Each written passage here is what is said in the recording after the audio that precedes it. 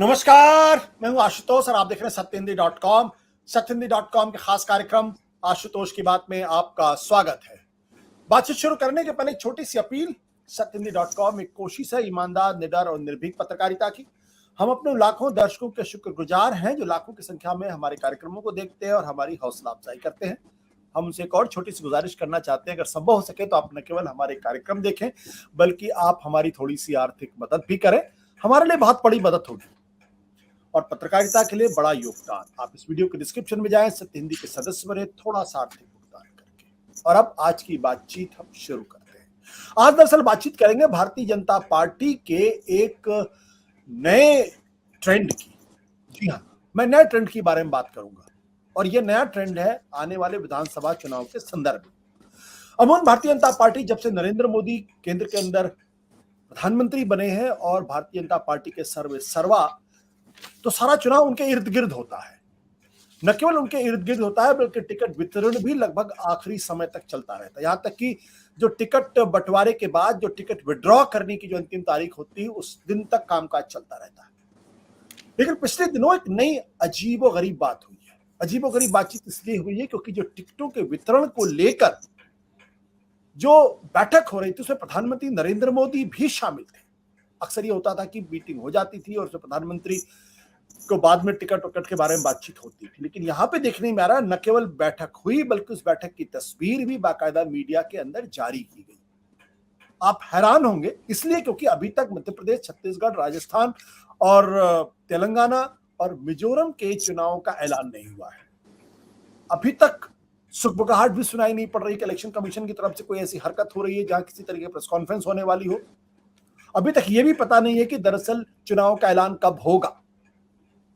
ऐसे में लगभग 3 महीने, 3.5 महीने पहले टिकटों का बंटवारा करने की कोशिश अगर भारतीय जनता पार्टी की तरफ से हो रही है तो इसके काफी मायने हैं।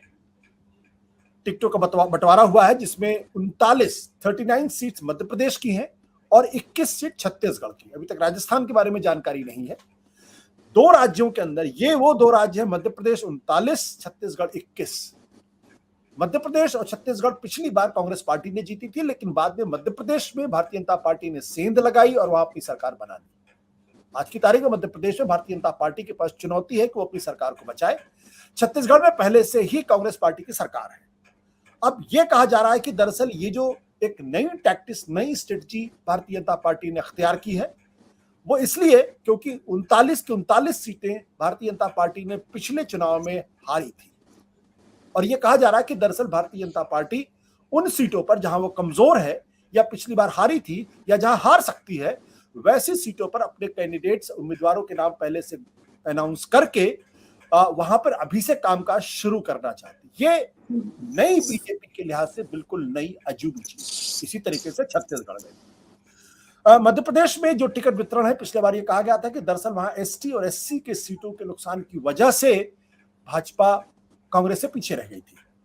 तो जो 39 सीटें बताई गई हैं उनमें से एससी की 8 सीटें हैं और एसटी यानी शेड्यूल ट्राइब की 13 सीटें हैं। इस बीच कांग्रेस ये कोशिश कर रही है कि कर्नाटक का मॉडल मध्य प्रदेश में अख्तियार किया जाए। यानी कर्नाटक में जिस तरीके से रणनीति बनाकर बीजेपी को घेरा गया था और बीजेपी वहां बुरी तरीके से हार गई थी, बिल्कुल उसी तरीके से जैसे सरकार तो वहां पहले कांग्रेस पार्टी की थी लेकिन सेंध लगी, ऑपरेशन लोटस चला, सरकार गिरी, जो जेडीएस के नेतृत्व में बनी थी, जेडीएस और कांग्रेस की सरकार बनी थी।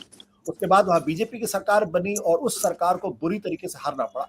जिस तरीके से वहां पर कांग्रेस ने बड़े वायदे किए थे उसी तरीके से मध्य प्रदेश में भी कांग्रेस ने 5 वायदे किए हैं।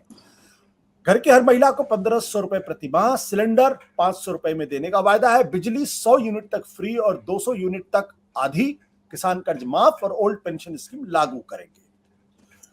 तो क्या ये कांग्रेस पार्टी की रणनीति है या ये कहा जाए कि कर्नाटक से बीजेपी ने सबक सीखने की कोशिश की है कि उसको लगता है कि अगर हम जिस मुगालते में थे उस मुगालते की वजह से ऐसा ना हो मध्य प्रदेश भी उसी तरीके से भारतीय जनता पार्टी हार जाए और बुरी तरीके से हार जाए।